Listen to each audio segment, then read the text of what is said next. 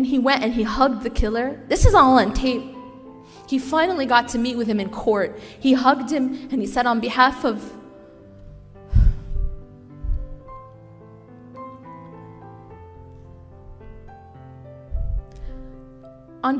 me and my late wife, I forgive you for what you've done. A story about a man who used to be my old principal.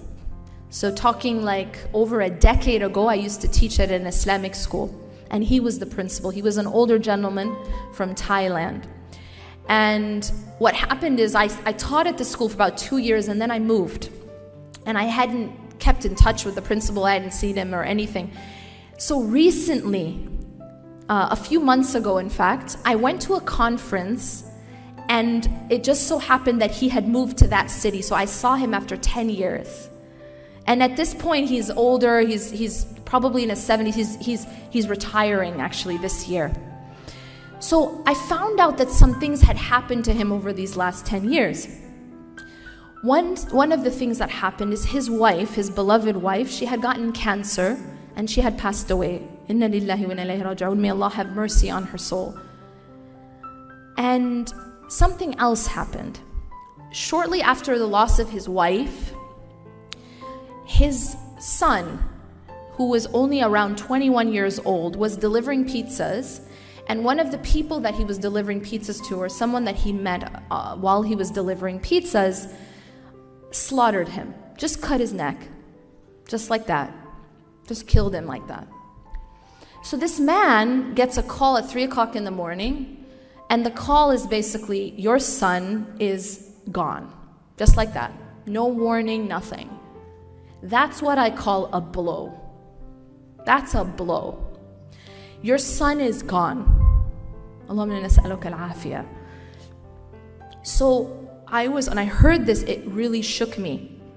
And then I sat down and I talked to him, and I asked him, I need you to tell me how you coped with that. I need you to teach me how you coped with that. And he told me what happened. He said that when he got the call, obviously he was in shock. And he said he started to sort of pace around the room and said, Inna lillahi wa inna ilayhi raji'un, and trying to process what had happened. And he's trying to process this, but what really absolutely floored me, and in fact, it recently became a news story, some of you may have seen, is that he says to me, when I was talking to him, he says to me, I tried everything to meet with his killer. And I said, why? Why do you want to meet with his killer? He said, for 2 years now, I have been trying to have a meeting with his killer. And his killer is in maximum security jail. You can't meet, he couldn't. The lawyers are like, you can't. And he said, please, just make an exception and allow me to meet with him. And I asked him, why? Why do you want to meet with the killer? And he said, because I want to teach him, I want to give him, I want to forgive him. I want to forgive him, and then I want him, watch this. He said, I want to forgive him, and then I want him to be in the same place with Salahuddin, my son. So this isn't like a fairy tale. This is like a real person now, right? A principal of a school. Can you imagine that? The ability to do that. He said, I want to forgive him, and I want him to be in the same place with my son. I want him to, not only do I want to forgive him, but I want him to be forgiven by God, and I want him to enter paradise with my son.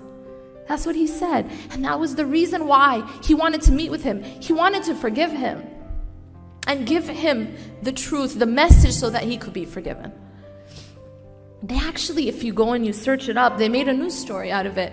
He finally got to meet him in court, literally like a week or a week and a half ago. And he went and he hugged the killer. This is all on tape. He finally got to meet with him in court. He hugged him and he said, on behalf of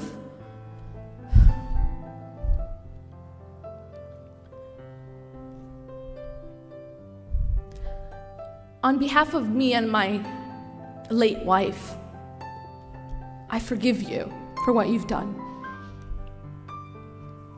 Why I tell this story is because it's a powerful testament to the power of Iman. That's it.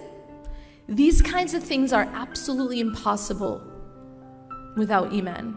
This stuff doesn't happen. This is stuff of myths, right, and fairy tales. Except with Iman. That's the only way something like this can be possible. To have this type of response, this type of resilience in trials that I couldn't even imagine. And I would pray every day to be saved from, to be protected from. But this is the response. Allah subhanahu wa ta'ala tells us in the Quran, أَمْ حَسِبْتُمْ أَن تَدْخُلُوا الْجَنَّةَ وَلَمَّا يَأْتِكُمْ مَثَلُ الَّذِينَ خَلَوْا مِنْ قَبْلِكُمْ مَسَّتْهُمُ الْبَأْسَاءُ وَالضَّرَّاءُ وَزُلْزِلُوا حَتَّى يَقُولَ الرَّسُولُ وَالَّذِينَ آمَنُوا مَعَهُ مَتَى نَصْرُ اللَّهِ.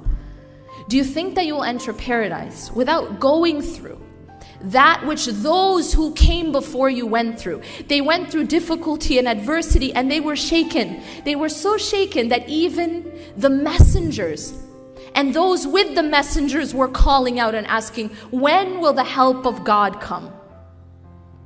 Mata Nasrullah.